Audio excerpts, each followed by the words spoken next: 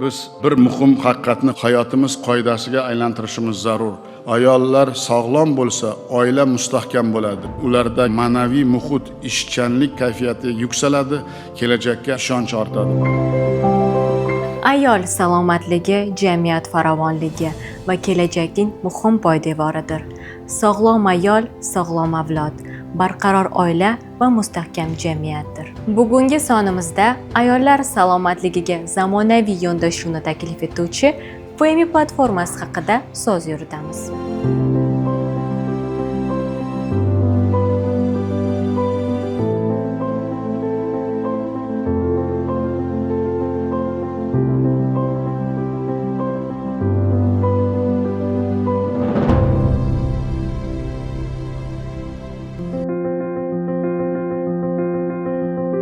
Assalomu alaykum. Ismim Maftuna. Femi nomli ayollar salomatligiga bag'ishlangan raqamli platformasi asoschisiman. Yoshim 24 va 2 yoshli qizaloqning onasiman. Ushbu platforma orqali har bir ayol o'z sog'lig'i bo'yicha ishonchli, professional maslahatlarni oson va tez olish, shuningdek, o'z salomatligini muntazam nazorat qilish imkoniga ega. 11 yildan beri IT sohasidaman. Aynan 13 yoshimda maktabda o'qib yurgan paytimda dasturlashga qiziqib qolganman. Bizda dasturchilarning tilida self study deyiladi. Mustaqil ravishda o'rganib 17 yoshimda aynan o'sha bakalavrni boshlagan yillarim birinchi ish faoliyatimni boshlaganman. Mutaxassisligim bo'yicha iqtisodchiman. O'zbekiston Sharda universitetida Business Administration bakalavrini tamomlaganman. 2019-yillarda birinchi dasturchilik faoliyatimni boshlaganimda dasturchilar juda ham kam bo'lgan. Meni omadim kelgan, katta kompaniyalarda ish faoliyatimni boshlashim osonroq bo'lgan hozirgi holatga nisbatan. Universitetni tamomlaganimdan keyin 4 yillik tajribaga ega dasturchi bo'lishimga qaramasdan yo'nalishimni o'zgartirishga qaror qilganman. UX UI dizayner sifatida veb-saytlar va mobil ilovalar uchun dizaynlar ishlab chiqishni boshlaganman. Femini ideyasi menda tug'ilganida o'zim dizaynlarini chizib, razrabotka holatiga, ya'ni ishlab chiqarish holatigacha tayyorlaganman, research qilganman, o'rganib chiqqanman ayollarning muammolarini. Eng og'riqli masala deb topganim internetdagi eskirgan ma'lumotlar va Telegram gruppalardagi bir-biriga berilgan ma'lumotlarga asoslanib ayol qizlar o'zlariga tashxis qo'yishlari va shu asosida davolanish jarayonlarini ham amalga oshirishlari bo'lgan. Assalomu alaykum. Ismim Nazifa, yoshim 21da. Ayollarning reproduktiv salomatligiga bag'ishlangan Femi raqamli platformasini jamoa a'zosiman. Femi loyihasidagi asosiy vazifalarim bozorni tahlil qilish va marketing g'oyalarini o'ylab chiqish, asosiysi KPIlarimizga yetish uchun harakat qilaman. Femi bu ayol qizlarni salomatligini qo'llab-quvvatlash uchun yaratilgan raqamli platforma.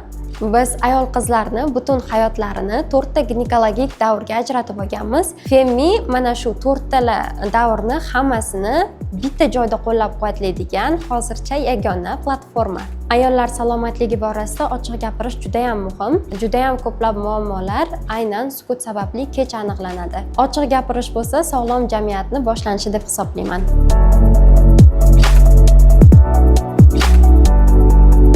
Femini asosiy maqsadi ayollarga ishonchli va tushunarli tibbiy ma'lumotlarni yetkazib berish. Ijtimoiy jihatdan esa bu sog'lom ona, sog'lom avlod, ya'ni jamiyatni sog'lomlashishiga hissa qo'shadi degan ishonchimiz, umidimiz bor. Assalomu alaykum. Mening ismim Indira, yoshim 25da. Dekretdagi onaman. Instagramda Twitter Mami blogini yuritaman. Ayollar va onalar uchun kerakli maslahatlarni olib boraman. Femi ilovasi haqida men ijtimoiy tarmoqlar orqali bilib oldim. Femi ilovasidan faol foydalanishni men asosan tug'ruqdan keyin bo'layotgan jarayonlarda foydalanishni boshladim va o'zimda bo'layotgan o'zgarishlarning asosiy sababini Femi ilovasi orqali topdim.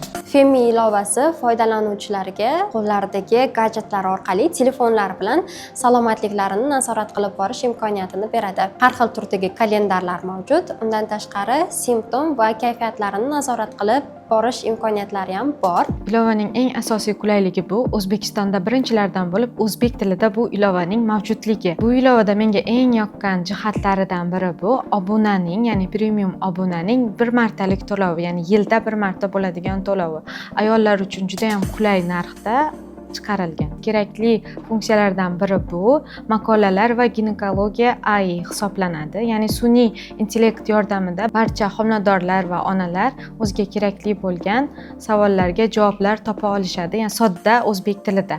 Femi 4 ta ginekologik davrni qo'llab-quvvatlaydigan ko'plab yordamchi vositalardan tashkil topgan. Bular o'z ichiga oladi kalendarlarni, simptom trekerlarini, undan tashqari homiladorlik, tug'ruqdan keyingi ayol o'zini holatini hamda farzandini rivojlanish jarayonlarini kuzatishlari uchun juda ham ko'plab yordamchi vositalar mavjud. Loyihada qiyinchilik tug'dirgan joyi qiyin tibbiy ma'lumotlarni oddiy va tushunarli tilda foydalanuvchilarga yetkazib berish bo'lgan. Qiyinchilik hozir ham bo'ladi, misol uchun userlarni ko'paytirishga, marketing qilish kerak, bozorni o'rganish kerak, o'zimizni mentalitetimizga to'g'ri keladigan marketing qilish kerak. Femi reproduktiv salomatlikka, umuman ayollarning salomatligiga aloqador barcha mutaxassislar bilan birgalikda ishlab, hozirgi kunda yana ham kontentlarini yaxshilash borasida jarayon amalga oshirmoqda. Biz birga ishlaydigan mutaxassislar ginekologlar, psixologlar, nutritsiolog, fitness mutaxassislari va boshqa reproduktiv sohaga yaqin bo'lgan soha mutaxassislari. Men Femi ilovasini ikki xil turdagi ayol qizlarimizga tavsiya qilgan bo'lardim.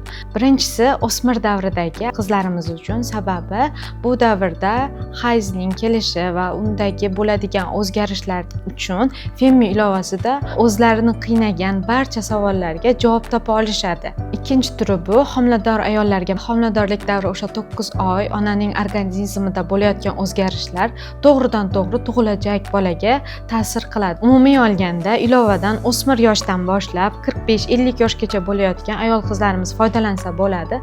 Sababi bu yerda biz ginekologik har qanday savolga javob topa olamiz.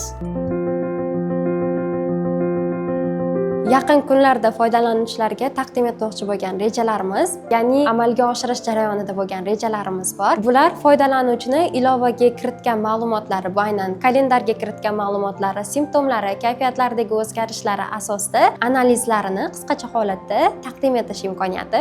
Yana yangi kuchli mutaxassislar bilan birgalikda kontentlarni kengaytirish, premium darajaga olib chiqish va foydalanuvchi tajribasini yaxshilash ustida ish olib boryapmiz.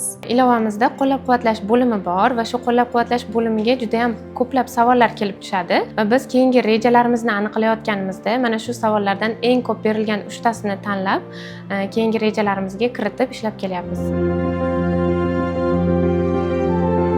Xalqaro bozorga chiqish rejalari bor. Avvalo O'rta Osiyo, keyinchalik MENA va shu kabi yashash tarzimiz, turmush tarzimiz o'xshash bo'lgan davlatlar bozorlari bilan faoliyatimizni kengaytirib boshlamoqchimiz. Maqsadli auditoriyamiz 12 yoshdan boshlab salomatligiga befarq bo'lmagan barcha ayol qizdan tashkil topgan. Femining kelajakdagi rejalari foydalanuvchilarning fikr-mulohazalari va albatta ularni tajribasiga asoslanib ishlab chiqiladi. Hozirgi kunga kelib Femining foydalanuvchilari soni 30 mingdan ortgan. Iyun oyiga qadar foydalanuvchilarimiz sonini 50 mingga yetkazishni rejalashtirganmiz. Bizda foydalanuvchilar fikri juda ham muhim. Oxirgi vaqtlar homiladorlik davriga oid savollar juda ham ko'p kelganini inobatga olgan holda biz homiladorlik daftarchasini ishlab chiqdik. Homiladorlik daftarchamizda tanadagi har xil o'zgarishlar yoki bolani rivojlanishini ham bemalol kuzatib borish va o'zlariga saqlab qo'yish mumkin. Men Femi ilovasida kamchiliklarni topa olmadim. Aksincha, turmushdan oldingi bo'ladigan jarayonlarda qiz bolalar masalan onalariga yoki buvilariga aytolmaydigan gaplarini yoki o'zlarida bo'layotgan o'zgarishlarni ko'pchilik ginekologga ham murojaat qila olmaydi bu yoshda. Qiz bolalar masalan o'sha Femi ilovasi orqali o'zlarida organizmida bo'layotgan o'zgarishlarni bemalol Femi ilovasi orqali o'zidagi savollarga javob topa oladi.